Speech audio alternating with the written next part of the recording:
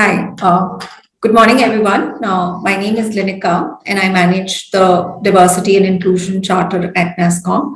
I welcome all of you to our discussions today on understanding neurodiversity and making our workspaces smarter, neurodiversity smarter.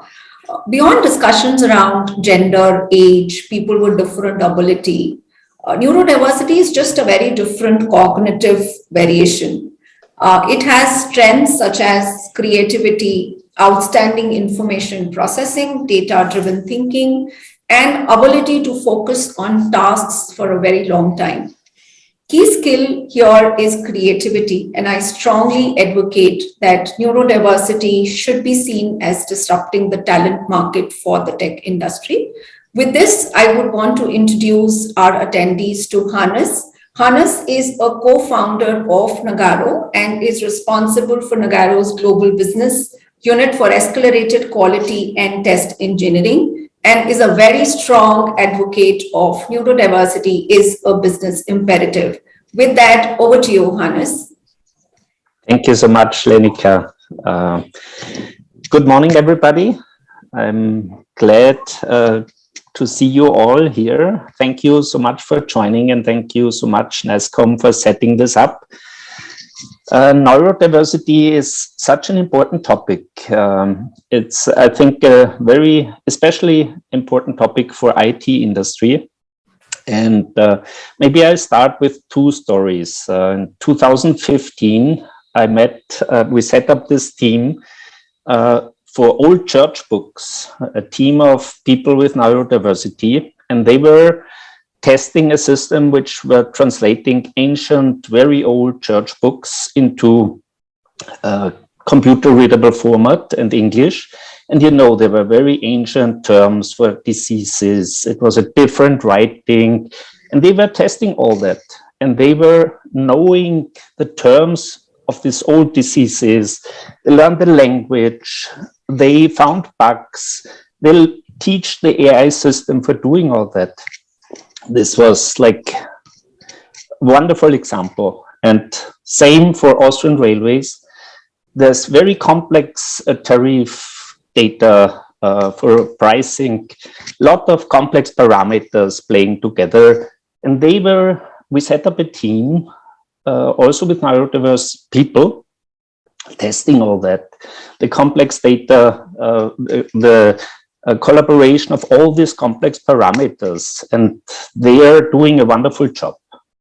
They are still in place doing all that, and this is really amazing. And there's so many people out there. It's 1% only autism. It's 1% of the population. So if you look at India, I think we have maybe 15 million only autistic people, and they have very special skills, and they have very special abilities, and we can use them so much. And I think it's a win-win-win situation. One win is for the neurodivergent person, of course. Second, for society. But point number 3 is us as companies. We have so much demands on good people. We have special abilities.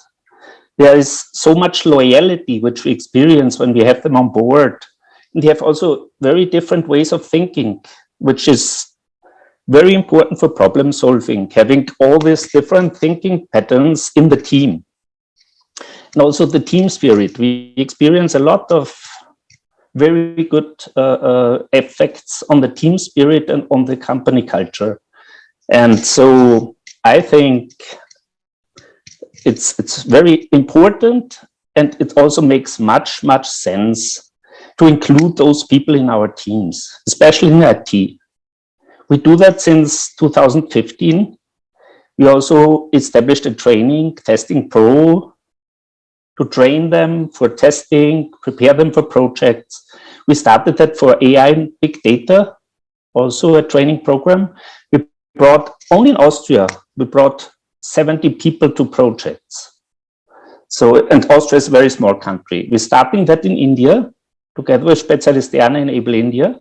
We are starting that, and it's a matter of my heart, and it's a matter of Nagarro's heart, and it makes a lot of sense for us as an industry. So that's just like from my heart at the start. So I'm really happy to have this topic on the table today, and I give it over to Kate. Kate is a principal neurodiversity consultant at Employability in Australia. Hi to Australia. And this Employability is a consulting business that is leading the way for neurodiversity inclusion in the workplace. Kate is a passionate advocate and champion for change, drawing on her lived experience of neurodiversity and 10 years of experience working with autism employment. Over to you, Kate. Wonderful. Thank you so much for that introduction. It's really wonderful for me to have the opportunity to connect with you all today. As Hannes mentioned, I am tuning in today from Sydney, Australia, where I'm born and bred, but I'm always very grateful for opportunities to connect on this global level and really appreciative of any opportunities to really continue this conversation about something that I am so passionate about. As Hannes mentioned, I'm neurodivergent myself, and I come from a family with children and family members more broadly who are also neurodivergent. So it's something particularly close to my heart. And if you know me well, you'll know it's something I can talk about for hours on end. So I'm very conscious of the time that I have available today. And I'm also grateful that there will be an opportunity for questions and answers after my session today. And I certainly encourage you to think about any questions that you might have that pop up during my session to really utilise that opportunity to engage, as I said, continue that discussion as well.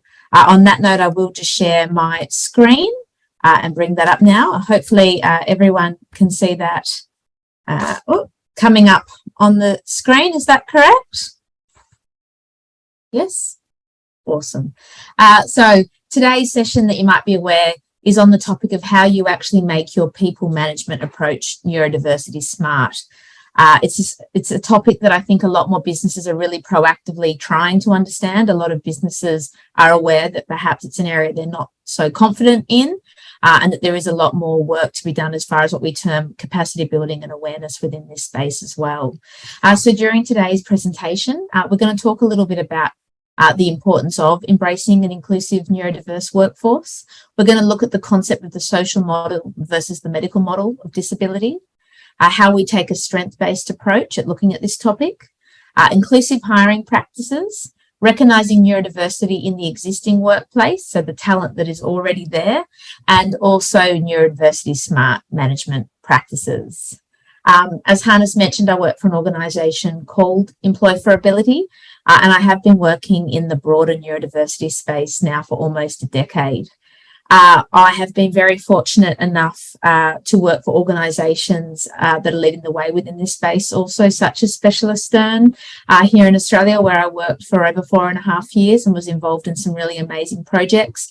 Also Autism Spectrum Australia, Australia's largest non-for-profit autism provider, with services for children right across through to adulthood as well. And I also worked more in what we term supported employment here in Australia, working with individuals with broader disability, not just autism, often acquired brain injury as well, called the House with No Steps as well. And more recently, I joined Employability, which allows me to, bring all the areas that I'm particularly passionate about in that broader concept of neurodiversity to life, and to really consult with organisations and business and take this one step further. What I particularly love about Employability is the concept of actually focusing on the ability, not the disability. And hopefully that's a theme that continues throughout my session today, really encouraging you to view neurodiversity from a strength-based approach and really starting to challenge your own unconscious bias and beliefs and some of the stereotypes that perhaps exist as well, and really to think about what you can take from this session and what you can implement within your own organisation and workforce as well. As I said, I've been working in this space for 10 years, and it's actually a really exciting time. When I first started, I was quite literally proactively walking around in Sydney, trying to door knock and tap and trying to connect with organisations, trying to educate them and get them to listen about the benefits of neurodiversity. And now on the flip side, I have organisations emailing me, calling me daily, proactively wanting to understand how they can access this fairly untapped talent pool. But we can see through the research, and again, that Hannah started to touch on before, that there are so many amazing strengths and benefits that can come to your business. So it's no longer just about ticking the box or doing the right thing. Don't get me wrong, that is so incredibly important, but there's actually also so many business benefits that can be reaped from actually accessing and supporting neurodiverse talent within your organisation as well. Really importantly, this line I've got here, that bringing people together with different ways of thinking is how positive change happens. We want people that think differently. We want people that challenge the status quo. That's how we create innovation within the organisation as well. And finally, there's a global talent shortage. I know particularly here in Australia, we have what's termed that concept of the Great Resignation, where I have a lot of organisations, particularly within the IT industry, really struggling to fill roles, or we're seeing a really high turnover. And again, from my perspective, this is more than ever such a perfect opportunity for organisations to at times be pushed out of your comfort zone and to actually really start to think about, okay, here's this untapped talent pool of workers who are often overeducated yet underemployed or not in meaningful employment. What can we do to make sure that we're actually accessing this talent pool? So I'm just going to touch broadly on what this concept is of neurodiversity. The concept that no two brains are alike. So I often think of it from the analogy of a fingerprint. We know that no two fingerprints are alike, and that's the same with the way in which our brains work. We are all wired differently. We all do and think about things from a different approach as well. And the term neurodiversity was actually coined by an Australian, a lady of the name of Judy Singer. In the 1990s, she actually wrote her thesis, and the overall theme of that thesis was actually on reflecting the diversity of the human species as well. And she also really started to coin this concept of moving towards this social category, this social model of disability as well, and really promoting the acceptance and celebration of diversity. And as I said, that's where we're really tracking towards now. And we'll talk shortly about that medical model versus social model, but that's such an important concept to understand as well. When we think about neurodiversity, it is really broad. Originally, and again, when I first started in this space, we really mostly just talked about neurodiversity from the concept of autism. That is my particular expertise. But again, I really love that we are starting to open this conversation more broadly, that we're realising that neurodiversity is so much more than autism, that stereotypically some of the common conditions that we associate with neurodiversity are also ADHD, dyslexia, dyspraxia. I have ADHD. I also have dyscalculia as well. And again, these are conversations that we're starting to talk about more and more. And I think over time, we're starting to drop some of the misconceptions and stereotypes that exist as well. In Australia, neurodivergent conditions are on the rise. It's estimated now with figures from last year that around 1 in 8 Australians identify or have that diagnosis of being neurodivergent, which is pretty staggering. And we know that that's probably still realistically underrepresented as well. I would like to just show a short video if technology works. This particular video was actually made by Deloitte in the UK, who are doing some really amazing groundbreaking work within this space. And for me, it just shows a really quick 90-second introduction about this concept of what actually is neurodiversity. Has that opened up? Has that opened up on the screen, that new window? Lenika, can you see that there? No, nothing showed up. So.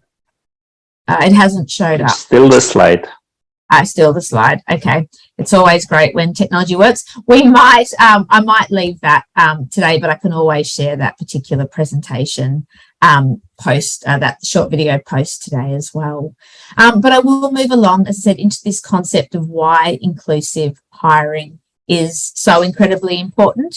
Again, We know there's so much talk and so much research within this space as well. We know that inclusive hiring really does allow you to attract the widest range of candidates where employees feel valued for their skills and talents. Again, we know through the conversations that are taking place as well at the moment that creating a culture of inclusion really does moving beyond this original concept of unconscious bias and unconscious bias training. And now that we have to move to that next step about really looking at that broader concept of neurodiversity and really making sure we are proactively running neurodiversity, inclusivity and awareness training within organisations.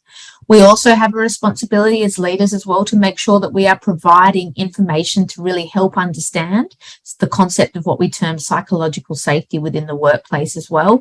And that's so incredibly important as well, because it's really empowering employees to feel safe, to really be able to unmask and really allow themselves to be their authentic self.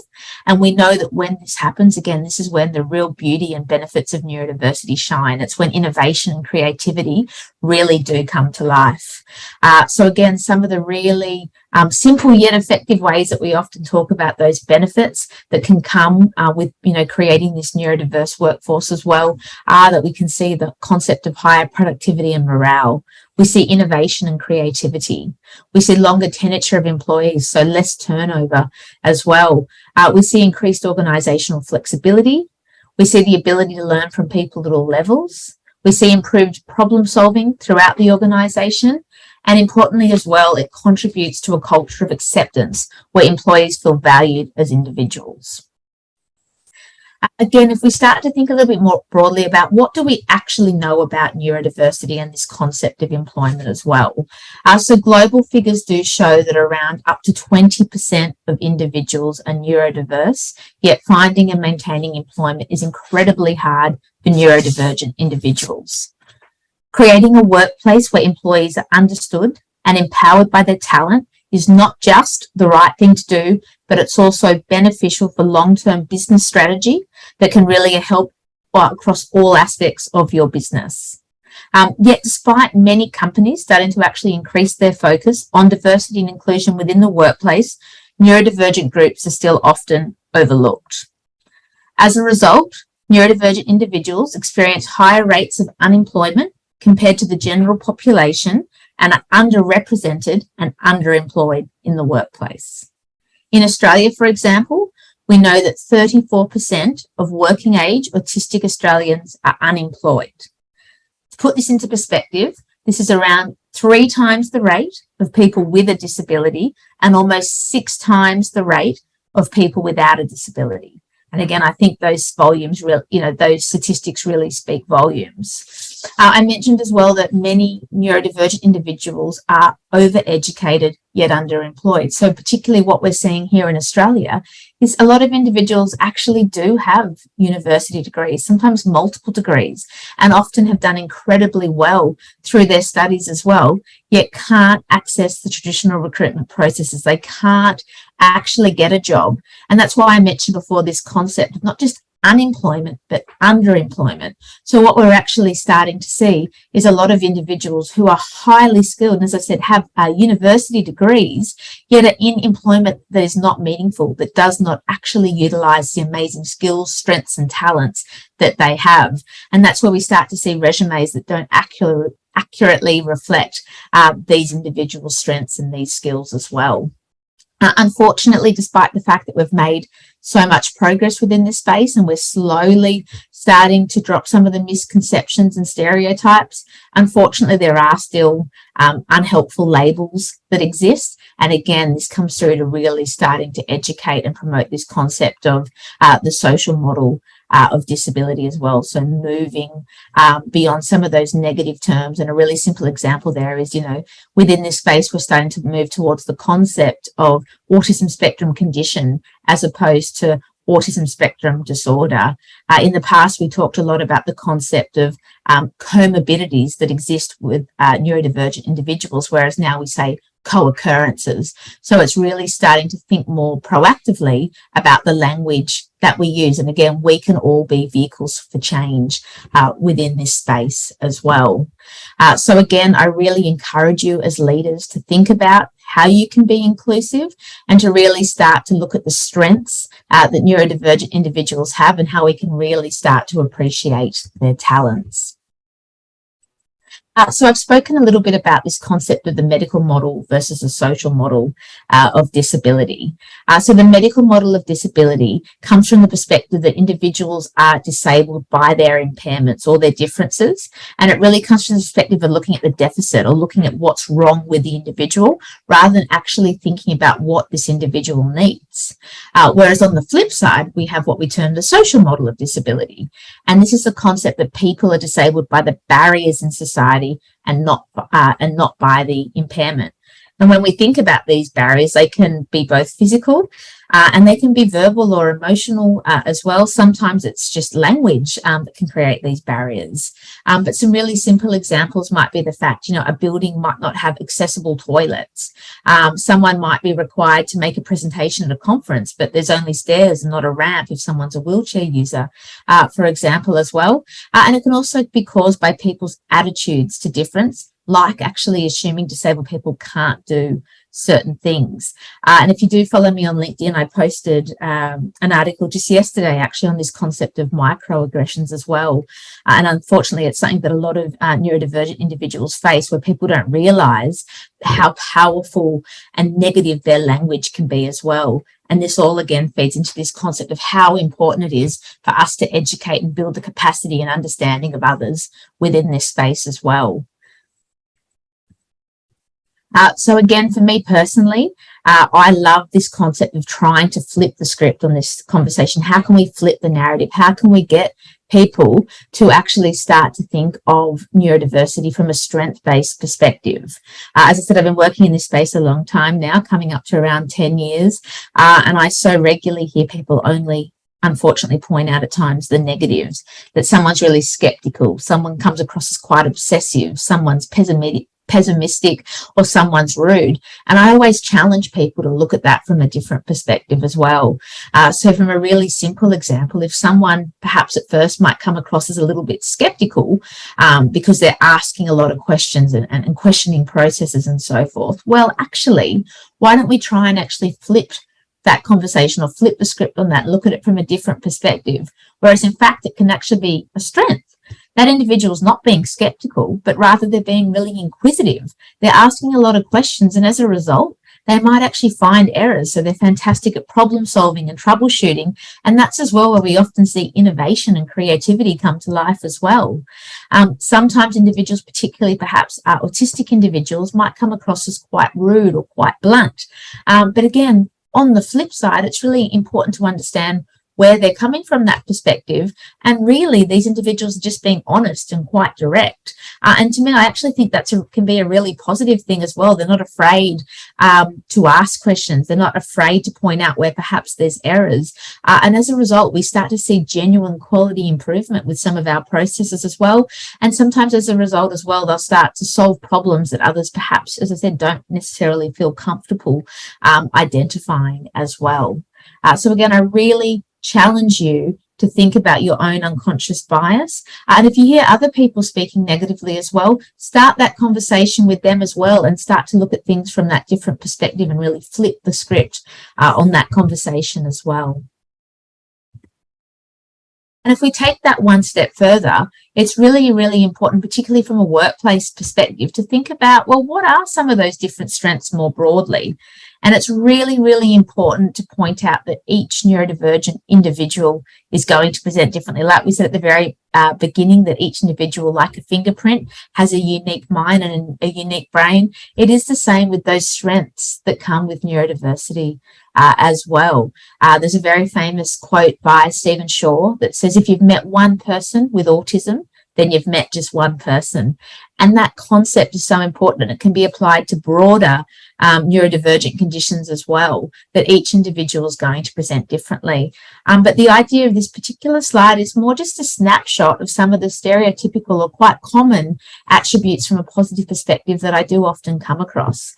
We see a lot of individuals who are neurodivergent that have amazing attention to detail, that they're really able to hone in, particularly, for example, when looking at data or trying to solve problems as well, with amazing accuracy and thoroughness. Some individuals are able to really obtain a lot of facts. Excuse me, particularly if it's within their area of interest. So sometimes if that's their special interest in something they're really passionate about, they'll actually become champions and expert subject matters as well, which is amazing. We see novel approaches to that concept of out-of-the-box thinking, where we see innovation, and something that's not touched on nearly enough, but is this concept of creativity that we often see with neurodivergent individuals as well. And quite a few more that I won't speak to as well. But again, I really encourage you to think about your business and think about some of the gaps that you have and where some of these different strengths might be really beneficial to your organization, and really helping your organization continue to innovate and continue to thrive within this space as well. So again, what does this actually look like within your workplace? If you start to take an honest account of some of the different processes that exist as well, and perhaps some of the different barriers that you might have unintentionally created or that just exist traditionally within the workplace as well. For example, perhaps already you're starting to unintentionally exclude quite a lot of neurodiverse talent that you're perhaps not. If we know that the statistics show that up to 20% of the population are neurodivergent, then perhaps you know that you're not even scraping the surface as far as accessing some of that talent. Starting to actually think about job descriptions that might actually not be encouraging neurodivergent individuals to apply. Thinking about your interview practices as well. Are you actually bringing out the strengths in all applicants? Do your internal hiring practices also reflect the type of work that the candidates are actually going to be doing, so that meaningful, practical work? Are they meaningful employment opportunities? And again, I touched on that before, but I really want to emphasize that it's so important when we're looking at neurodiverse hiring, that we're actually making sure that these individuals are in meaningful employment as well, where it's actually utilizing their amazing skills, their strengths, their talents, or their qualifications that they hold as well. And do candidates feel comfortable? Are they supported? This concept again of psychological safety. Have you created an environment where there's trust, where they can unmask and really be their authentic selves within the workplace as well, is so incredibly important. So again, just from the simplest way, starting to think about this very first interaction for individuals perhaps coming into your organisation, actually thinking about traditional recruitment processes. The reality is worldwide, they do create significant barriers for neurodivergent job seekers. So before they've even had a chance to enter your organisation, there's barriers such as job advertisements. If we take an honest, thought process about how stereotypically job advertisements are written, quite often they do contain a lot of really confusing jargon and terminology. They're often quite lengthy. Sometimes they stipulate unnecessary qualifications. So if you think about this concept of essential criteria versus like to have, actually questioning yourself, well, actually, is this essential? Does this person have to have that? We know that stereotypically a lot of neurodivergent individuals, and particularly those who are autistic, are really honest and really black and white in their thinking. So if they're reading through a job description or an advertisement and they actually see, for example, 10 criteria that, is this concept of essential criteria, they might tick 9 out of 10 of that criteria, but one of them, for example, might be that they must have excellent or exceptional communication skills. The reality is that many autistic individuals are very aware that perhaps communication isn't one of their strengths. It might actually be an area where they, have some challenges and face some barriers. So as a result, they unfortunately might not even apply because of that black and white thinking and because they haven't ticked that box. Whereas actually, in fact, with some simple adjustments and support, they could actually make exceptional employees. But as a result, they're just not going to apply. And if neurodivergent individuals are fortunate enough to actually jump through those hoops and get to the interview process, again, that's where unfortunately that next series of barriers really do exist. We know that interviews rely on rapport building straight away, that concept of making eye contact, perhaps shaking the individual's hand, thinking about our body language and non-verbal communication. Again, stereotypically, a lot of neurodivergent individuals really struggle with that. A lot of individuals do find it difficult to maintain eye contact or might have difficulties with physical touch. And so straight away, as a interviewer or as a hiring manager, you start to unconsciously create these negative assumptions about this individual, which really aren't fair as well. It also requires you to think fast and really sell yourself. And again, stereotypically, a lot of neurodivergent individuals aren't so great at talking themselves up in their skills. And often I've found through my experience that this is because they actually aren't aware that the amazing skills and talents that they have are exceptional, because it has just come naturally to them, or they've self-taught themselves these amazing skills. I've worked with many individuals who absolutely excel, for example, in cybersecurity, but they've never actually completed any formal qualification, but they've sat in their room and they've done what they term ethical hacking, and they've brought down some really large firewalls within organizations, but they just do it for fun. It's something that they've picked up as well. So again, just really thinking about, are you unintentionally creating these barriers? Even at this first concept of job advertisements, and then as we move further into actually thinking about how we create interviews. And again, different organisations like, Specialist Journal, where I work, Employ for Ability, we are, again, challenging traditional recruitment processes. Part of what I love from the recruitment side of my business is that I work with organisations to look at how we can tease out the practical requirements of a job. So we're not going to get people to tell you about their strengths or to answer questions. I'll actually work with the hiring manager to design practical assessment activities that would actually stimulate or simulate what they would actually be doing in the role should they be successful. So these individuals aren't telling you what they can do. They're showing you firsthand what they can do. They're showing you these amazing strengths that I talked about before and how they can actually come to life.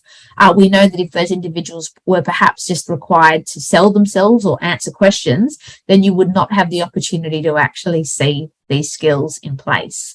But some really simple changes and accommodations that you can make as well without the individual even requesting it might be just providing all individuals, not just neurodivergent individuals, but all individuals that are interviewing for a role with a copy of the interview questions during the session, so they can actually refer back to something written. Having space for them to jot down notes perhaps as well, maybe for 5 minutes before the interview. So they've got that question point, they can start to write some dot points as well. Or sometimes individuals might actually even request that copy of the interviews an hour before. So again, they have that little bit of extra time to process those questions, which again can sometimes be one of the barriers or challenges that does exist for neurodivergent individuals. Again, I really encourage you that if you are going through that process of actually asking questions of the interviewees, actually thinking about how you word those questions as well, and trying to more so utilize what if type questions rather than tell me about type questions as well. Some individuals will really benefit from being able to bring a support person into that interview environment as well. And that support person isn't actually participating in the session. They're not answering questions, but they're there just to provide comfort and support to that individual as well, which can sometimes make a lot of difference, particularly if they're suffering from anxiety as well in that type of environment. Again, as I said, really important thinking about this concept of practical assessment activities. How can you draw out these strengths? How can these individuals show you how they're going to fill gaps and do things differently and innovate and bring these strengths to your team from that practical capacity as well? And, taking that one step further, can they actually come in and do a workplace trial where you actually also get to see not just their cultural fit, but that broader fit within the team as well, which is really, really important. I'm aware that today I'm presenting to a group here who work within the tech industry, and the reality, particularly within the tech industry, is that there are already so many individuals within your workplace environment who are neurodivergent. Some individuals might not have any awareness that they're actually neurodivergent. I can tell you that when I run my broader neurodiversity or autism training sessions, I guarantee that if I have 10 people in that session, I'll get at least one person contact me after that session telling me, thank you, I've had a light bulb moment, I've lived all my life always feeling slightly different or not quite being able to put my finger on it, but I've just realized I'm neurodivergent, that I have ADHD, or perhaps I have autism, and they've gone off and got a diagnosis. Sometimes for cultural reasons, people aren't necessarily aware or have that education around neurodivergent conditions as well. There's a variety of different reasons why people may choose not to be assessed for a diagnosis. I know, for example, in Australia, the wait list to get a diagnosis can be up to 18 months, particularly for individuals who are seeking a diagnosis for either autism or ADHD. 18 months is a very long time to be waiting for that diagnosis. There's also a cost barrier here in Australia. In Australian dollars, that process can start from around $1,500 to start that process as well. So unfortunately, sometimes the reality is that people just can't afford to get that diagnosis either. But on the flip side, there will be people as well who do have a diagnosis, and they're very happy to talk about that diagnosis, and they do see the strengths that being neurodivergent can bring, and are happy to share that with their managers as well. Some people get this diagnosis later in life. I'm one of them. I've only had my diagnosis officially for a few years. I said for many, many years, I just couldn't pinpoint why I saw the world differently, or why, why particular things for me were quite challenging, and whereas it looks so simple for other people. And for me, getting a diagnosis brought so much reassurance, and it kind of brought together the missing pieces of the puzzle within my life, and has really encouraged me to continue to research and educate, and also advocate for myself as well. But the really important message here is that whether or not someone officially reaches out to you and mentions that they're neurodivergent, we still have to have that awareness that this particular population exists within your workplace. And it's also really important to, I guess, understand that when you implement these changes for neurodivergent individuals within the workplace, you're not just assisting them, but you're actually assisting the organisation more broadly. It can actually bring positive universal change through creating these systems and reviewing how we think of things as well. So there's flow-on effects for the broader organisation from actually starting to look at how we address some of these adjustments and how we make these modifications and so forth as well.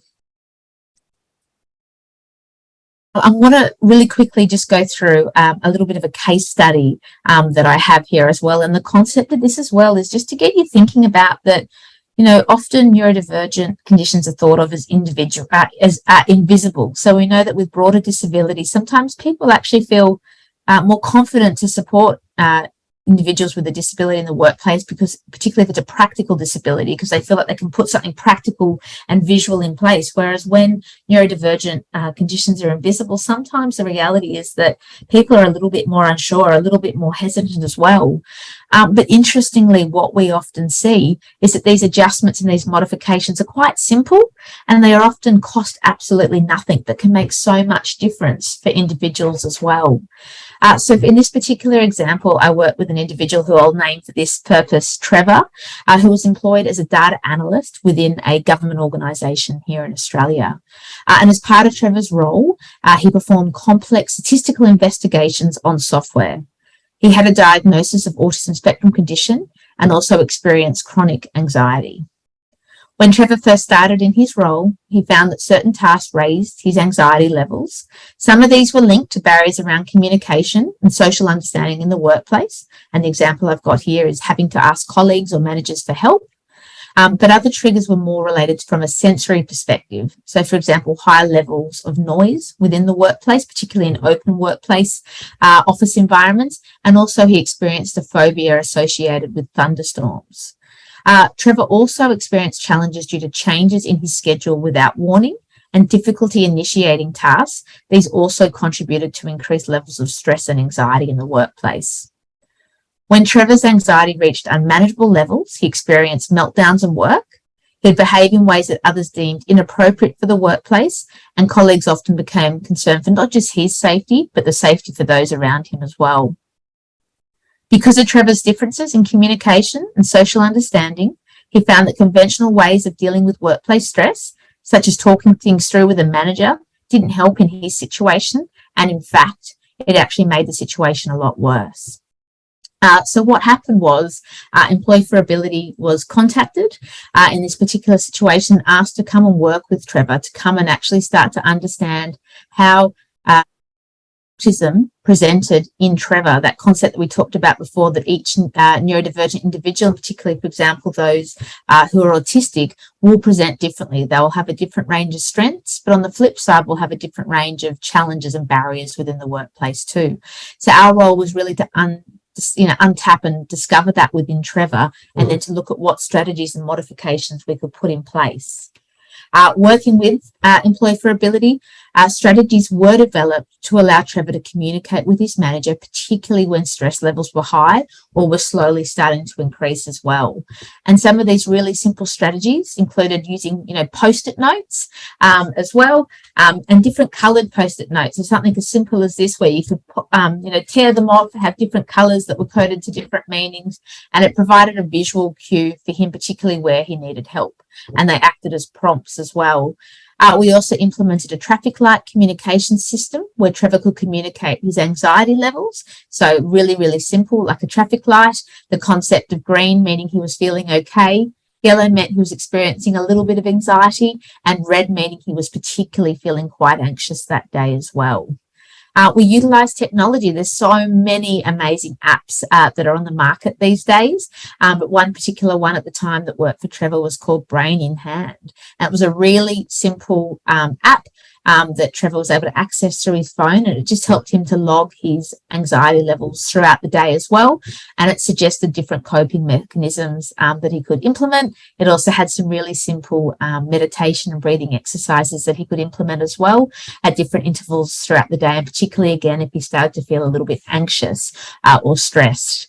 It was also really important to look at the workplace environment, that physical workplace environment where Trevor was sitting. We actually ended up moving him to a quieter area of the office, so away from a common thoroughfare where there was a lot of foot traffic within that workplace, away from the kitchen and away from a lift that was making a lot of noise as well.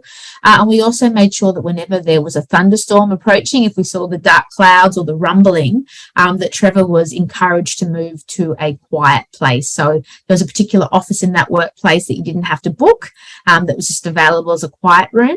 And Trevor would just discreetly go and sit in that quiet room while that thunderstorm took place as well. So again, you can see that these very simple strategies cost absolutely nothing, and they're quite simple to implement. Yet for Trevor, this made such amazing difference to him as well. And it meant that he could keep on top of his anxiety levels, and there was different warning signs as they started to develop as well. And this concept of really opening the lines of communication and building trust with Trevor's manager as well. Again, if we move on to this concept of the benefits of neuro-inclusion within your organisation, there is so much research about that talks about the benefits and particularly long-term business benefits as well. And a lot of research, particularly again in the United States and in the UK as well, are particularly now well quite known report came from JP Morgan Chase about 3 years ago, and that's where they actually created their own in-house, what they termed Autism at Work program. And over a 12-month period, they very closely monitored and watched the group of autistic individuals within that program, and found that they were 48% faster and 92% more productive than their neurotypical peers. I was actually able to see something quite similar here in Australia, working with a Victorian government organisation where we developed what we call the Rise at Work program. And this was particularly working in the area of record management as well, where we had a particular cohort of neurodivergent individuals doing quite a lot of quite intense record management work, where it was quite repetitive. It really required an eye for detail, and these individuals worked at such a fast pace, yet their error rate was so incredibly low. And again, particularly when that was compared to those neurotypical peers that they worked with. And interestingly as well, whereas the neurotypical peers seemed to burn out and couldn't do that job for long periods of time, we saw that there was actually a long-term retention rate for these employees as well. So they actually enjoyed the routine and the repetition within that role and didn't burn out. So 3 years down the track, majority of that cohort was still employed, whereas a lot of the neurotypical peers had actually left that role and moved on to different roles within the organisation as well.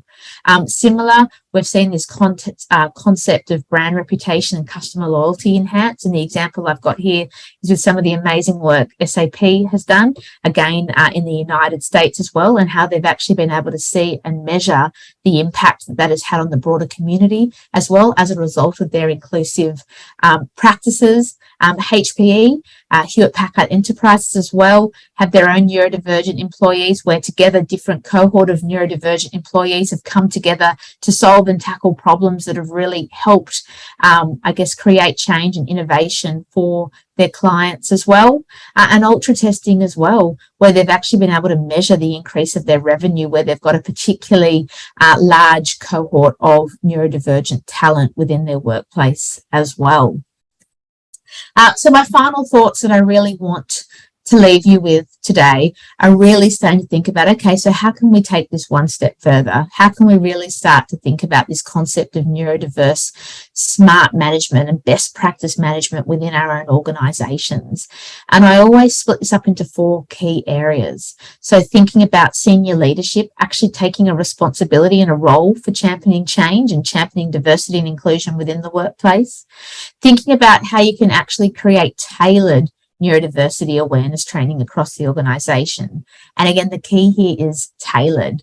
We can't just run a broad neurodiversity training session. We need to actually design neurodiversity training session that's specifically targeted for our hiring managers, a training session that's particularly targeted for our line managers and supervisors, a particular neurodivergent training session that's targeted at recruitment and people and culture and HR as well, because they all play particularly different and key functions and have different awareness and understandings that they need to have to be able to operate effectively within this space as well. We can also look at this concept of, as I said, senior leadership championing diversity. So again, if you haven't already, really trying to see if there's someone quite senior within your organisation who is going to champion this. It's so incredibly important because you are going to disrupt traditional recruitment processes and just traditional processes more broadly.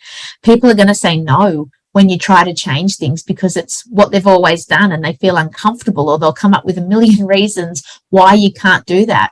But we need someone quite senior that's going to push back and say, no, we are creating this change and there's a reason why, and they're going to have your back if you're trying to push forward as well. And it really does help to really set the tone and the conversation and the culture towards how we can actually start to proactively accommodate neurodivergent individuals within the workplace. We can also have a look at the concept of what I term systematic change and individual change as well. So how can we actually start to review the processes and practices that are in place at the moment, have an honest think about what's actually accelerating our efforts, but on the flip side, what's actually happening and slowing down our efforts as well. Thinking about our own unconscious bias and the bias that exists as well. If we're hiring, are we hiring people that think and do the same as us, or are we actually pushing ourselves outside of our comfort zone and really looking at what key skills and attributes we require for our work group to thrive? And thinking about, again, how we can start those conversations within our workplace. How can we make sure we create a psychologically safe workplace? How can we create trust and open conversation and dialogue with our employees as well, where we can openly talk about how they work best, where are their strengths, but also where are some of those challenges, and as leaders, how we can support each and every individual as well. And finally, this term of what I term ecosystem of support, which is so incredibly important. So it's making sure that everyone within the organisation plays a different key part. So thinking about how we create those pathways of communication. What involvement does HR have? Can we create, internal mentoring systems as well? I think this particular group is such a fantastic example as well, where advocates and champions within the space are coming together and talking and learning as well. But we can do that within our own organisations and take it one step further as well. And finally, how can we also, research resources for recruitment and support. How can we learn on, lean on different partners, organisations and consultants like Employ for Ability to actually come in from that third party perspective and that different lens and provide some really honest feedback on some of our processes and practices, provide suggestions on how we can change that as well. But the most important concept here as well is I really do feel is starting from that top. They're really starting to get that buy-in, that leadership at the very top of your organisation as well, because that's really generally going to start to champion change and start that conversation. And then we can also start to, from the other end, come in on the bottom ground of an organisation as well, and start to think about people's first interactions with our organisation at those touch points, at the recruitment, when they first onboard into a team, and how we start those honest conversations and dialogue within the workplace as well. I hope that through this session you are thinking more about these flow-on benefits to business. As I said, it's not just about ticking a box and doing the right thing, but there are so many amazing benefits that can come to your organisation where you really are going to reap the rewards as well. We've got such a long way to come. I think we're moving at a really positive pace, but we do all really play a role in continuing this conversation as well.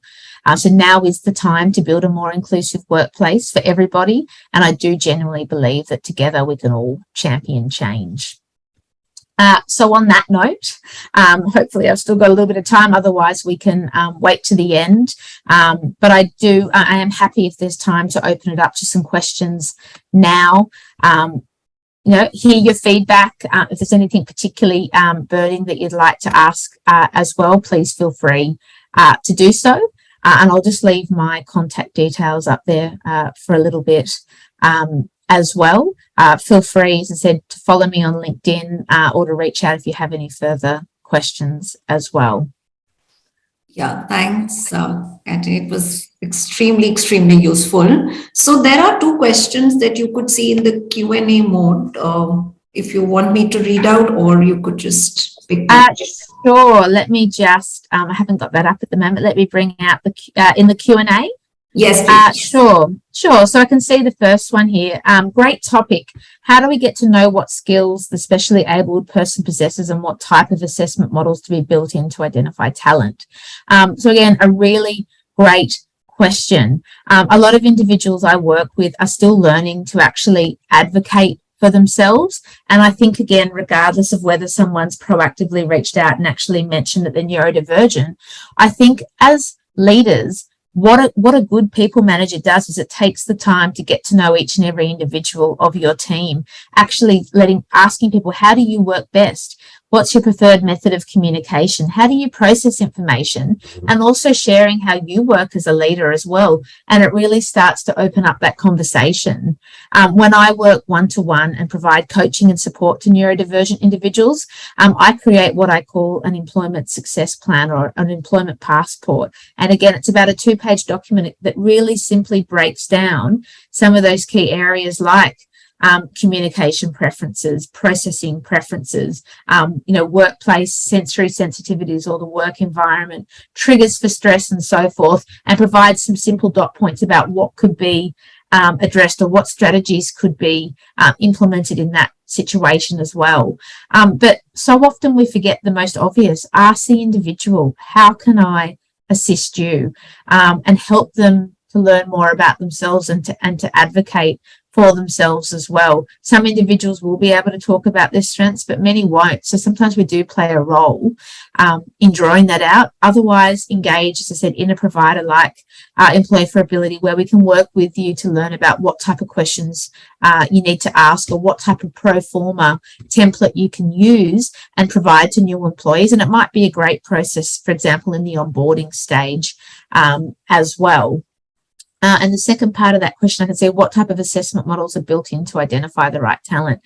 So again, that's where I might have covered it since you asked that question. But for me personally, I think that comes down to how we conduct interviews. So starting to disrupt that traditional recruitment process and think about how we can draw out the skills and the talents of neurodivergent individuals. And one of the most simple ways is actually thinking about practical assessment activities.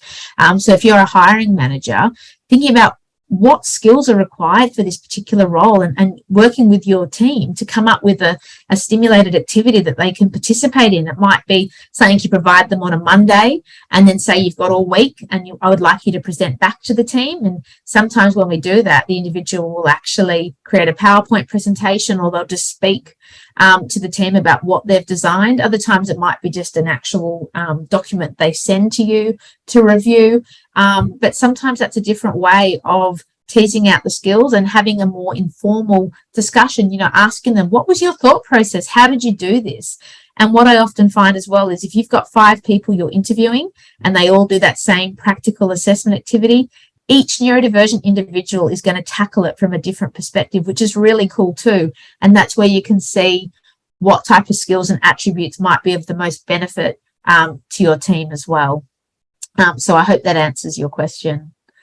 I can see another question here. Do we need a neurodiversity consultant or supporting company to help the neurodivergent colleagues? I think, again, I can only talk in Australia. A lot more businesses, particularly government businesses or some of the big banks, are starting to actually have dedicated teams, disability employment consultants, for example, who are able to advocate and work closely with individuals. This is not always the case.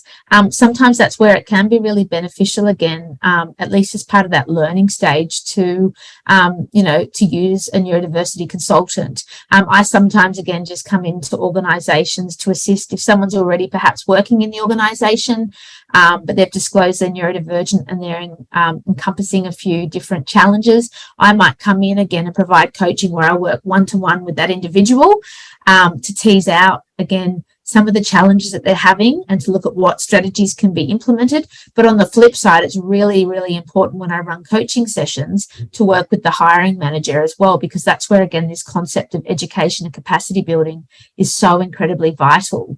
We need to do it from both ends of the perspective. So really assisting the hiring manager to understand what needs that individual requires and really helping empower them to ask the right questions and showing them how to successfully implement those strategies as well. And ideally, what I want to see is that if you are using a neurodiversity consultant initially, my role that I see is that I should be educating and empowering you to eventually do this yourself as business as usual. That's how we're going to see long-term success around the organisation. But sometimes you do need to lean on that consultant initially as part of that education and capacity building piece. Kate, what I've done is I've asked the audience to send me the questions. I'll consolidate and send them to you. Sure. Yes. No worries at all. Yeah, no, we're running out of time. I apologize. I told you I can talk at this on this topic and I just want to really quickly wrap up and just thank you all for participating in the session and providing me with the opportunity to share something that I am so passionate about. So thank you. Thank you. Thank you very much. Audience, we have our panelists here. I'll just put them on the spotlight quickly.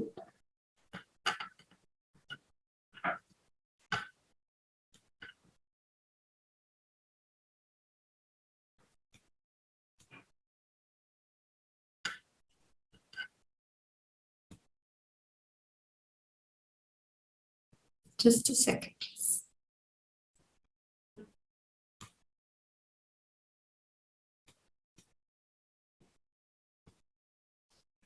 So we have Noopur.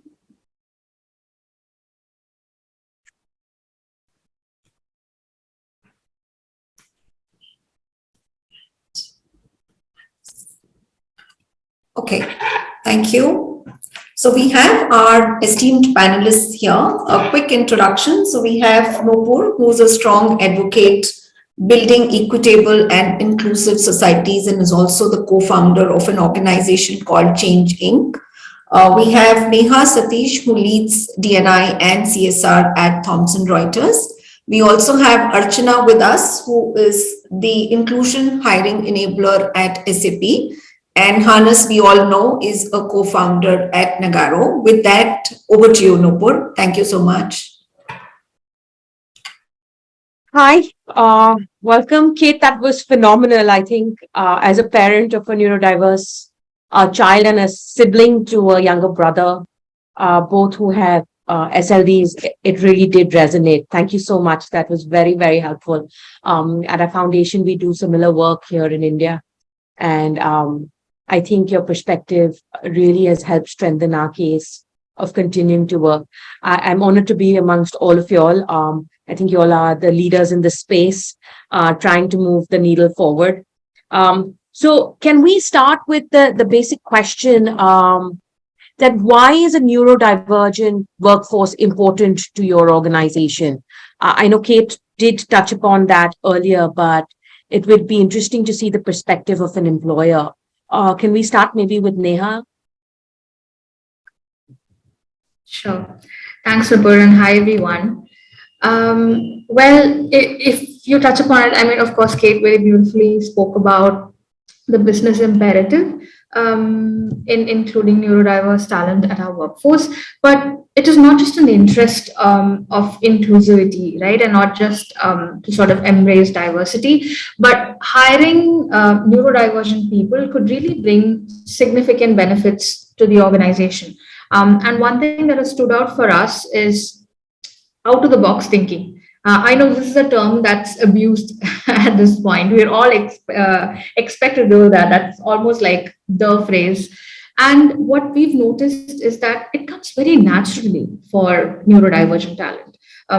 Any given task, the way they process it, the way the results are channeled are very different to typical brains, right? So, and we feel at TR that is the most important bit as to why we need that diversity in thought process is what drives innovation, is what drives creativity. We've even had certain processes and certain the way we do work here Reuters being altered in certain teams where we have hired neurodivergent talent. So that really is key. Being creative and having an innovative workforce is something that every corporate, every organization requires, right? So it's an easy thing to do. Hire neurodivergent talent, and you're going to get that. So yeah, that's it for me, Noopur. Thanks, Neha. That's interesting. Archana, over to you.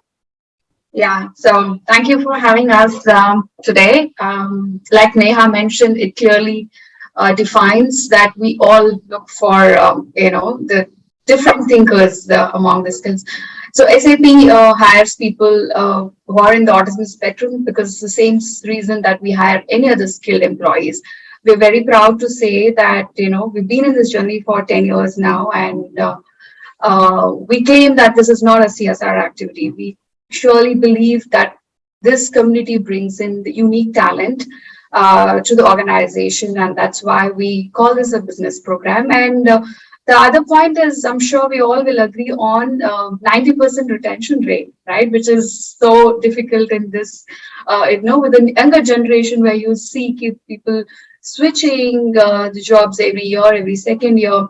But then with the autism community, what we have noticed is that we have the highest rate of retention. Given an opportunity to this community, they're very highly loyal and goal-oriented. That's something which I think stands out among this community. And so we should all be open to leverage these unique abilities this community brings to the corporates. That's an interesting perspective. Retention Yeah. becoming more and more important with the millennials. I think we all face the brunt of it across organizations and teams. Exactly. Over to you. Yeah. Sorry. Go ahead. No, yeah, exactly. Just wanted to say, I'm sure we all corporates are facing that, right? How do we work on the retention with our the talents what we have? So, but with this autism community, that's the highest take for us. That there's 90% retention. Interesting. Hans, over to you. Yes. I can underline those two aspects are very important for us as well. So this different way of thinking, different way of looking at problems, especially neurodiverse people have a different way and look at it differently than others in the team, or being more straight, addressing the problem straight, not like trying kindly bringing it in, but putting it straight on the table. Of course, the team also has to be prepared for that. I think this only works if the team has acceptance and knows about this different ways. And then you get a sense of very high moral and team spirit. If the acceptance is there and this different way is there, then the team spirit and moral goes up a lot. So it's not only retention and loyalty then of a single person, but it becomes kind of a retention of the whole team, or even it goes into the culture of our company, and it becomes the retention. This is kind of caring feeling, and this becomes more broader. And maybe second aspect was not mentioned yet, is the special abilities. Of course, Kate mentioned it. Special abilities, for example, in the autism spectrum, we, as I said in the beginning, in this example, they can look at very complex systems and see also details, maybe some mistakes, but in a very complex scenario. This is just one aspect, but there are several special abilities also. I would like to add one thing when Han says about the special ability. We've had, this is so true, I agree with you. We've had a colleague who's in the spectrum working in the CEO's office and would go up to the CEO and say that, hey, aren't you bored of making the same strategy every year?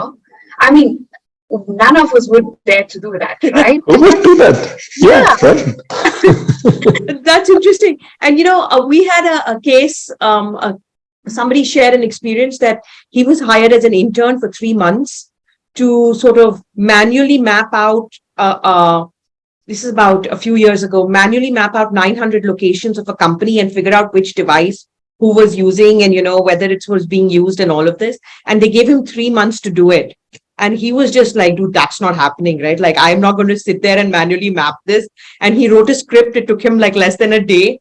And at that point, everything was live and he could figure out from an IP who was doing what. And his manager didn't know what to do with him then. It was just like, I hired you for 9 months and you're 1 week into the internship and you've done this. But this is phenomenal, right? So, and that's when sort of the light bulb moment happened, that there are different ways to solve the same problem. You don't need to overcomplicate it. Exactly. And it doesn't need to be, you can still achieve the same goal. And I think these individuals maybe are often very, very good at getting to the point, like sifting through the noise, really, that helps us. So since we all agree that, this is a valuable sort of part of our workforce, what are some of the things that you all have already taken? We all know what we should do. A lot of this, I understand, we get trapped into this notion of, best practices, but it has to be practical at the end of the day. And as people that you all have, as individuals who have actually worked in this space and are hiring people regularly, can you sort of shed some light on things that has worked that may have not worked? Yeah, I could go first maybe. So when we started off this journey, with just 2 years, nearing 3 years into this journey, there were a lot of apprehensions, right? We were on the fence 1 year before that, thinking, how do we go about it? And something that Kate also mentioned, work for us is working with a consultant, right? And we did that for 2 years. And then once we figured that, okay, now we are able to sort of figure this out on our own, and we built some of those capabilities, we are now at a journey. We're trying to run the whole program at our end very internally, right? With folks from the business, folks from HR, folks from site, etc. So it has been a learning journey. When we started off, we were really confused. And even when we saw the way that the consultant was handling things, we were just like, okay, this looks very, very complicated. But it took us that learning journey to sort of reach where we are right now, and to have that confidence that, yes, this is something we can also run. And of course, there are still things that we need help with. For example, the education system in India, this is truly a challenge. We are working with interns who've not completed grade 10 or grade 12. We have cases where they would have entered graduation college and then quit after 1 year because because of the challenging system there is, right? So that is a challenge, and I don't think that changing very soon in the immediate future. So that has been a challenge for us as well. Like, traditionally when you hire folks, you need to have that 10 plus 3, 2 plus 3, right? So that's like the minimum when you're hiring folks, and that does not, this talent might not fit Not like.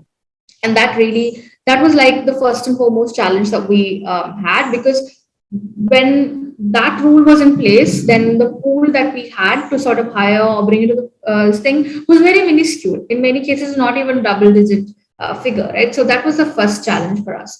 The second was the social interactions, like we were discussing.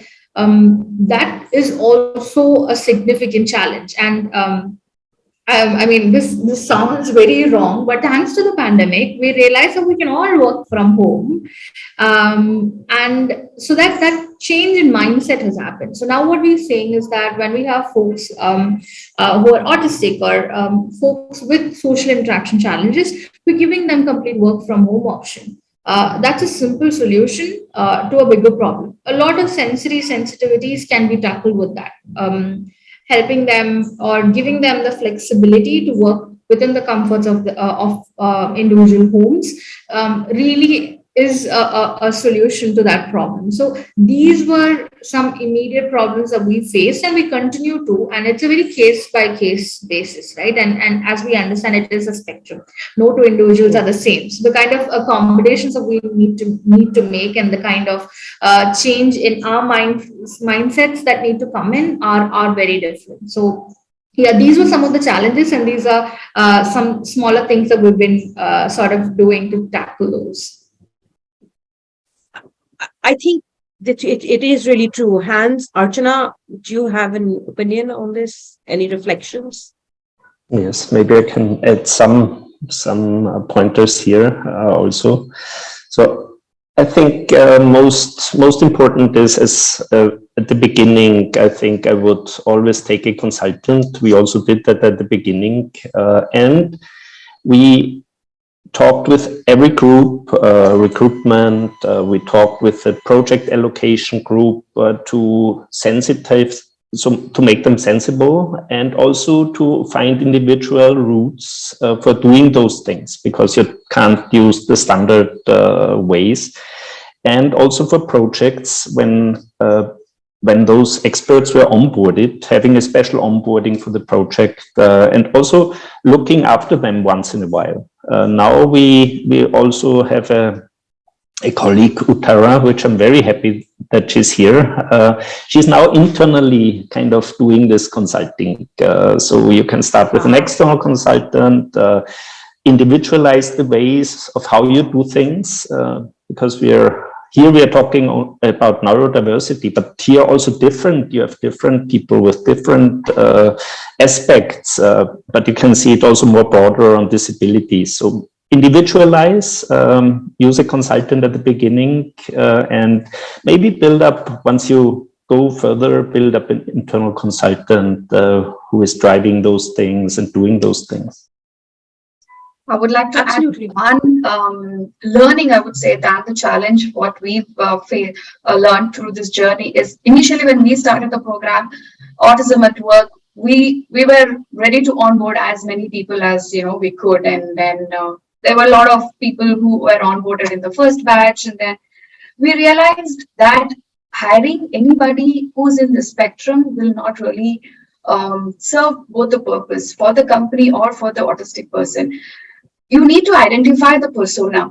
If this particular individual has an IT persona, has that computer science, the learning interest towards this particular line, that's something which we have to identify, because we realize somebody who is not tech savvy, hiring at SAP didn't make any sense, because sustaining them, creating a forceful back-end job was not a long-term solution for us. So what at SAP we said is, we will only identify candidates who are on the IT personas and hire them so that they grow in the organization. And that's when we said, okay, let's start enabling the ecosystem around us. Why only look at IT for the autism hiring? Why can't any other organization start hiring? I mean, now you see a lot of organizations beyond IT hiring people who are on the spectrum. F&B organizations, if you look at the example of Lemon Tree Hotel, they have, I think, up to so much percentage of employees who are working in the spectrum. So it's not only an IT industry who can employ person in the spectrum, but there could be various of job opportunity, but it's important to identify the persona of particular individual. That's something. Maybe let me add one more aspect. I think it's also key important. If you start that and discuss that in your company, you will find a lot of natural sponsors or drivers or supporters. For example, Ravish is excellent. It's not his regular job, but he's supporting that a lot. And also there will be sponsors in the management which are very open to maybe take those colleagues into their project. So look around, find the sponsors for that and the supporters. And I think these are very important points, because we often get trapped in the rainmaker sort of, paradox, where we expect all of them to be either extremely brilliant or extremely repetitive. And I think there's, like Neha said, it's a spectrum. And I think, Archana, also you mentioned a very critical component is that they grow professionally. We should probably delve a little bit on it, because what we are also beginning to see is people are put into these repetitive tasks or these, small, major, not strategic roles. And then they just sit there without growing, without having, aspirations. And how do we work through sort of some of that, like you mentioned?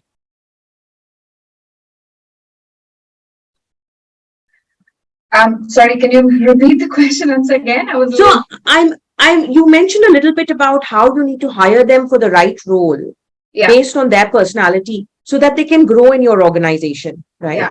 I think that's a very critical component. So are you all doing something proactively in terms of professional growth?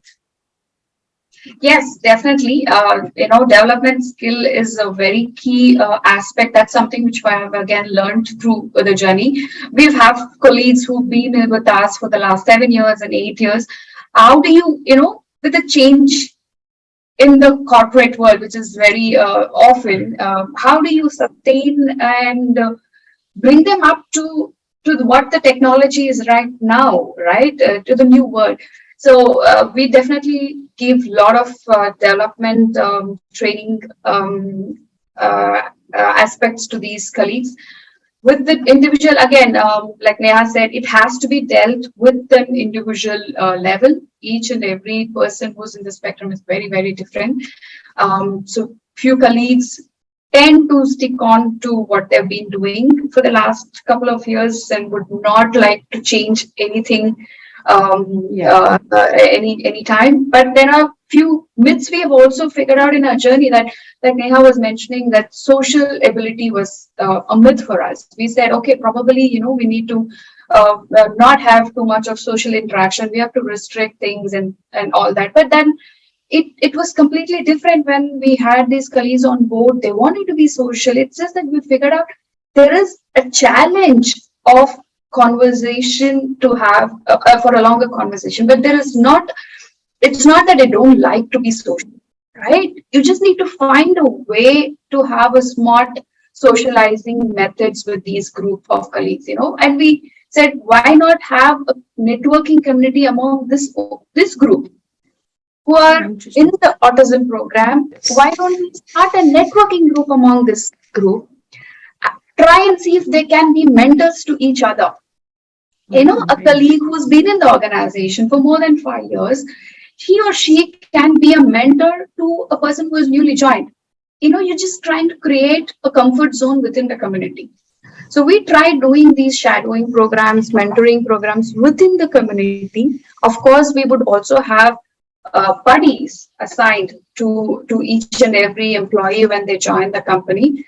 This buddy is responsible for their day-to-day activities. But beyond this, we introduced a mentor program, someone who's not in the team, someone who's a random person, a volunteer Ah. who could do a conversation, a casual conversation, because these things had to be forced. But what happens with us is we naturally try and go socialize, we make friends, we try to connect with the peers and all that. But then this was not natural with this community. What we said, okay, let's try and see if mentorship program works. Someone who's an outsider would casually meet up, maybe once a month or once in 2 weeks, catch up and say that, hey, these are the things happening in the company, these are the new aspects. Okay, I read about this interesting book, have you read it? Have watched this particular movie, let's catch up for a coffee. These casual conversation had to be introduced along with the development skills. We understood introducing these social skills were also important for this community. Otherwise it was very isolated, they would be in their own comfort zone. And when then this started happening, we saw a lot of differences. I mean, I have now few of the ambassadors in the company who can go up to any press and talk. There are people like Asha. She was featured in Forbes article recently. I mean, she's so outspoken now. And this did not happen overnight, because this so much of practice of these social skills which has happened over a year. I think they've become a better, more extrovert individuals right now.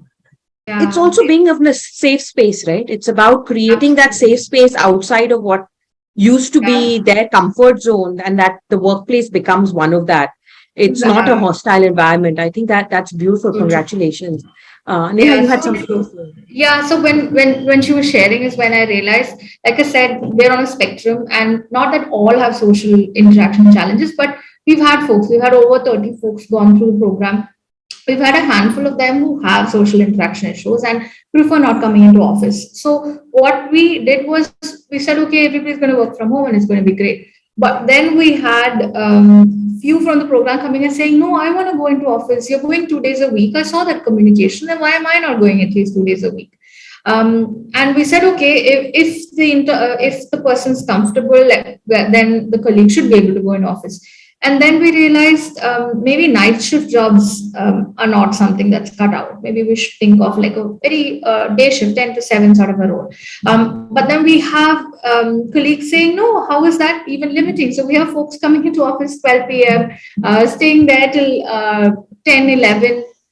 And what we've realized is some of these limitations are such that we've created in our heads. It does not exist for our colleagues. And this has been a learning for us. And the next question that you asked was around if they have career progression, and if they have that in mind, what are we doing? So something that Hans shared, what really makes sense is having that sponsorship. We've realized that some of the leaders, the people leaders, the direct hiring managers, who have the natural affinity to understand and work closely with the colleague, have identified career progression for this talent, have increased their scope of work, have taken them from one role to the other, thinking, hey, their skill sets match better for this role, and we see the progression happening here. So it's not just the colleague taking hold of their sort of career and their journey with the organization, but it's also the manager. And that being said, it's unfair for us to expect that all managers will think the same way. Some of them are natural sponsors, and some of them have that mentoring skills, and we've seen that. And we've also had colleagues saying, like how Archana shared, this is what we do and we're comfortable doing this, we want to continue doing this, and which is fine too. So in terms of career progression, in terms of movement, in terms of timing, all of that is very different, and it has been very different from person to person. And we've seen even personality changes. So there are times when guardians have walked up to us saying, my son is extremely introverted, so he might not do well at stand-up meetings. And guardians or parents being really protective. And I would be shocked, because I've seen a completely different personality of this person, this colleague, who's extremely outgoing, who's coming up and talking at panel discussions, internal, external, being part of researches. And the guardians are shocked, because now they have very introverted at home, where there's not a lot of conversation, but at work they're a completely different person, because they're doing that. They're realizing that, this is a very non-judgmental, very safe place for them to be that outgoing person that they would like to be. So I just wanted to share that one example as well. That's amazing. But isn't it amazing that this is how most typical people also behave, right? Like the moment they get into the workplace, they'll have a personality change. But in our mindset, we are always comparing, and our expectations of atypical are probably different. And I think this happened with gender inclusion earlier as well, right? Like we expected women to be more emotional at the work, maybe not take the pressure, collapse, those are the kind of things. But if we create those work environments, it would inclusive environments, everybody sort of prospers and finds ways to work to each other's strengths at the end of the day. So we have some questions from the audience that I'd like to take now. One is that, hold on, sorry. What kind of roles have you hired neurodivergent candidates for? And any of you all can go. Archana, go on. So various roles at SAP, I would say. We started with a testing role, just that, because the attention to details, the memory, everything was working so well with the testing role. But now I would say we have 25 different type of roles, which is done by this community. There are people in the HR roles, there are people in the services role, there are developers, there are managerial roles. Like I said, we also have a person who's in the CEO office, so almost the board office, from board to the service level. So we have people in various roles right now. Similar at Thomson Reuters as well. We have folks working across roles. If I were to give examples, it could be queue management.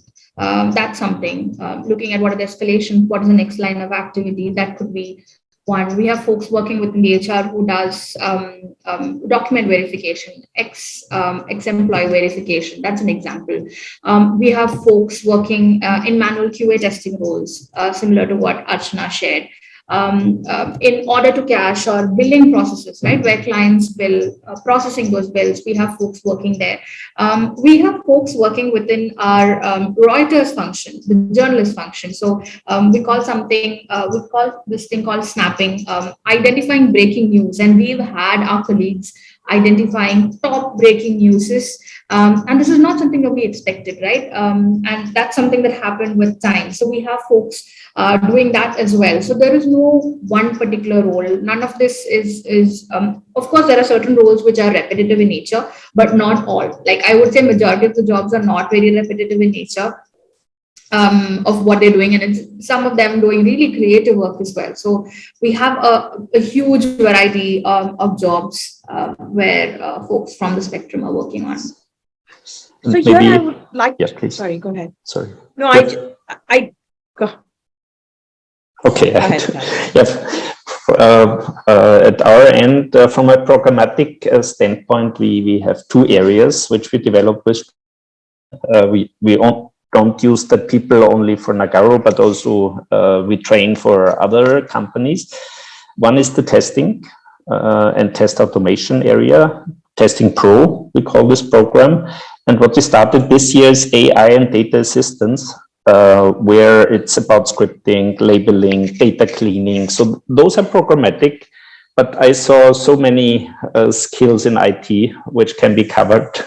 So I think we are opening it up, but those two are programmatic. And I think we can use it in a lot of areas. Maybe those which are highly communication oriented with always changing things, like maybe program management or business analyst. This might be difficult. I did not see that, but all other areas, a lot of job profiles. So I just want to add here is that for people who are on who have the neurodiverse condition of having learning disabilities like dyslexia and dyscalculia, there are studies now by EY and in which they have mapped the skills of these individuals with the skills of the future as identified by the World Economic Forum. And we are seeing that the skills that will be needed for organizations to be future ready across spectrum, across job profiles, across segments are the ones that these individuals excel with, which are the high level thinking, problem solving, leadership, connecting, communicating, those kinds of things. So I would say that just like typical individuals, they can do anything. It really depends on what their personality is and areas of interest are. And if you're willing to look beyond your mind frames of sort of what box you want to put them in. So like women were just not, were initially thought to be good enough to be only secretaries, but today are CEOs. I think we have to move that. We are also seeing a lot of people in very senior leadership positions that are showing up as CEOs, managers, and things like that. So the sky's the limit.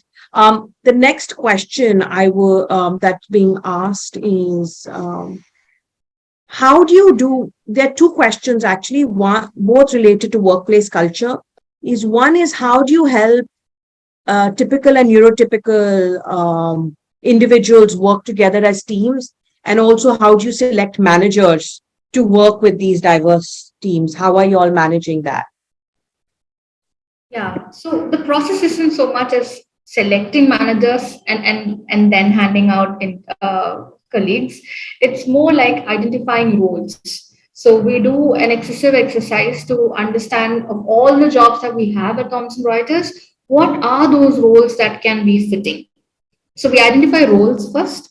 And then if a manager is part of that, then that's how we go into it. And in terms of identifying like inclusive managers, it's not that, right? It is the norm. Everybody is expected to be inclusive, and everybody needs to sort of imbibe the culture that we hold here at Thomson Reuters. And if certain managers are not, they don't know, they're not aware of autism or working with neurodiverse people, then we hold sensitization sessions to help them understand. But it doesn't work the other way around. Like we don't identify managers and hand out teams. It's mostly like identifying roles and requirements and places where folks can scale and then working backwards. So that's the one question. And the other, in terms of how working together. So in terms of neurodivergent people, when we onboard, we've had talent advocating for themselves. There are people who've said that, talking in large meetings is difficult for me. Talking when 3-4 people are talking at a time is difficult for me. So when we've identified those, and they openly share about their sensitivities. So based on that, we cater and we share that with the immediate team that these are their challenges. And if they face with these challenges, these are a few things that you could do. So we empower the team beforehand so that they are able to create a space for the candidate to be themselves and to work very productively and creatively. Excellent. And I think we may be running out of time. So I have 2 more questions from the audience. One is around Down syndrome. Are you all working with individuals with Down syndrome?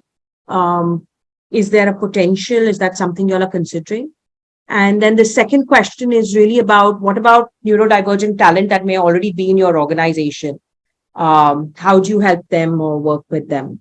That maybe they've not disclosed. Do you want to take it, Hans, or should I start? Please start with Down syndrome. We for sure might have colleagues, but I'm not aware of that. Maybe you start. I go for the question. For us also, we haven't tapped into the Down syndrome specifically yet, but we last year started with the dyslexia. It's just that we wanted to expand our horizon of neurodiverse beyond autism. So we've started hiring with different, not only autism, but beyond that. We've had the first employee hired through the dyslexia program last year. We are looking at beyond like ADHD and other things. And I just want to touch upon one thing about, the acceptance and how do you find the managers who support. I don't want to be quoting this whole program to be very colorful and very successful. Please, you should also understand there are challenges. Sometimes there's not everybody who's willing to be, letting go the one FTE for this particular program. So the major part is always, bring in a lot of awareness. With the awareness is acceptance. So sometimes it has to be, the corporates will have to take a strong stand and say that, oh, this is the number I'm committing to. Because then if there is more volunteering, I don't think so. We can make much of an impact. So there might be something which we'll touch upon, but then if you have to have the major impact, the corporates will have to take a strong stand, target, set achievements, and then I think we have to strive towards that.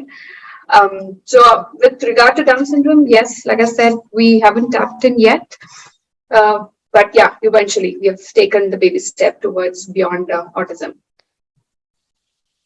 That's excellent. So, and then I have another question around caregivers. A lot of your employees may not be neurodivergent themselves, but maybe actually taking care of individuals who are or with other disabilities. Do you all have any programs or sort of how do you work with them in terms of supporting their needs? Yes, I think very important here is this community. Archana was speaking. We start including caretakers and neurodivergent people, also people with disabilities. So we try now a bigger community. This is one. And second, we onboard people in areas where caretakers are there. So we don't push the people to some place, but we see if, besides the awareness creation, if there are people, if they're caretakers, if the project management is open to take those people. So we naturally use that to place the people where those caretakers are in the projects, for example. So at SAP, what we have done is for parents who have special children, we've launched this policy through the health policy where they can, it's quite challenging when there is a single parent earning, and those therapies for the special children are extensively expensive. So we've tried to cover those therapy costs through SAP insurance policy. So that's something which we've tried, through supporting the parents who have special children, also have a networking group for these parents, because sharing knowledge, and when you are a new parent, you figured out that you have a special child, having that comfort information from your colleagues matters a lot. So there's something called as employee network group, which we have started, where you can share the knowledge, what you have, and help your colleagues go in this journey. That's wonderful. I'm sure that will sort of help with curtailing dropouts from the workforce as well, because I know the pressure on especially mothers is very, very high when it comes to work-life balance. Then when you have children or even partners who may have a special need. And I want to share one more experience, because we did all that in Austria in a very small delivery center, and scaling this now to our big delivery center in India. What we are doing there is, and what's really very helpful for us, is to partner with organizations like Spezialisterne Enable India, Vinvinia. There you get people, and they are already prepared. They can support you. I think this is also very, very important, at least for us, starting that at a bigger scale in India. Excellent. So unfortunately, we're out of time now. So I will hand it over to Linika. Thank you so much, everyone. This was very, very insightful. And for the audience, we're all available to you as resources. Linika, please do share our contact details. We'd be happy to answer questions. I know there's stuff on diagnosis that we haven't been able to touch as yet. Identification, support, all of that. So maybe that's your cue for the next session, Linika. Sure. Over to you. Yeah, thanks, Noopur. Thank you, everyone. Very, very great insights, and I really look forward to the support of all the panelists and CATE to support our attendees with some of the unanswered questions. If there are any questions, please write into me at linika@nascom.in, and I'll surely coordinate with our panelists and get them answered. We look forward. We will do a lot of more work around diversity and inclusion, and please stay tuned in. Thank you so much. Look forward for your feedback. Thank you. Thank you. Thank you, everyone. Thank you. Goodbye. Bye. Look forward.